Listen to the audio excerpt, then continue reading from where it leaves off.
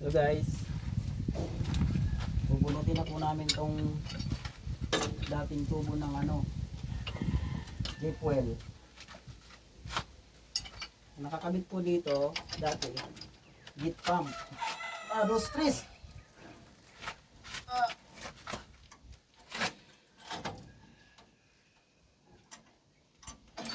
So bali mabigat kasi sabi po nila yung mga gumawa dati dito, siyam na tubo daw po ito.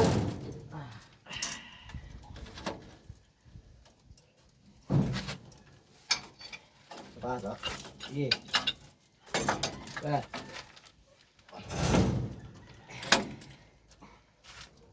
Okay. Bali guys. Uy, ano na nangyari guys? Wala na guys.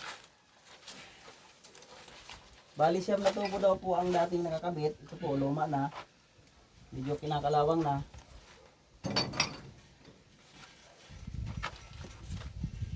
Ang size po ng tubo 1 1/4 na GI5.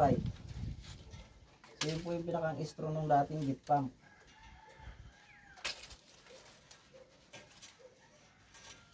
So kaya may kabigatan guys kasi balik po kami talaga sa mano-manong pamamaraan para lang mabunot itong tubo. So kaya binubunot po namin to kasi papalitan. Sobrang kalawang na kasi yung tubo niya. Mapapansin nyo guys, ang itim na oh. Ito yung ulo, nangingitim na rin.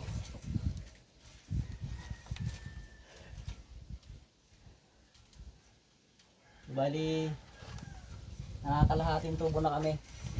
Kalahating tubo na ang nailulutang namin.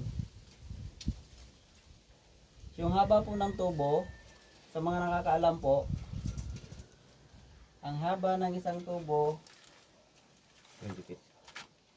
20. So sabi daw po 20 feet. Mamaya po pagka malapit na matapos, pag natapos na po itong hugutin namin, yung siyam, sasabihin ko po kung ilan ang haba ng isang tubo, isang pisa. Kung sa pi, kung ilang pi, at kung ilang meter sa meters.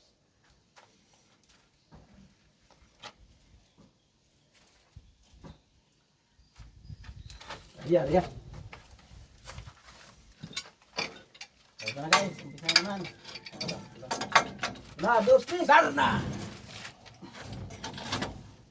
So, ganito lang po yung aming ginagawa ngayon. Sige. Na, dos, please! Darna uli. Okay. So, lipat-lipat lang ng tali guys kasi wala kaming talo or chin block. Ganito lang po kami magtalas nito. Sabi ng iba, Humanap ng iba. hindi daw po pwedeng ganito. Pero pwede naman guys. Depende lang yun sa gagawa. So, tayo naman mga Pilipino likas na malikhain o mapag-isip kung paano natin gagawin ang mga bagay-bagay. Pero naputol na to ah. Napulot na oh.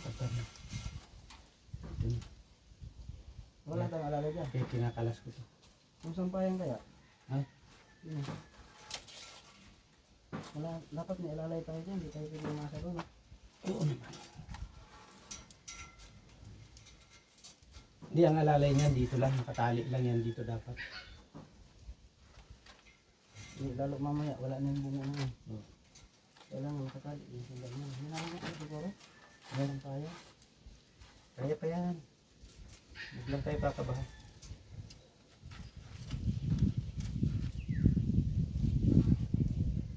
Pinuwagpin niya yung babae.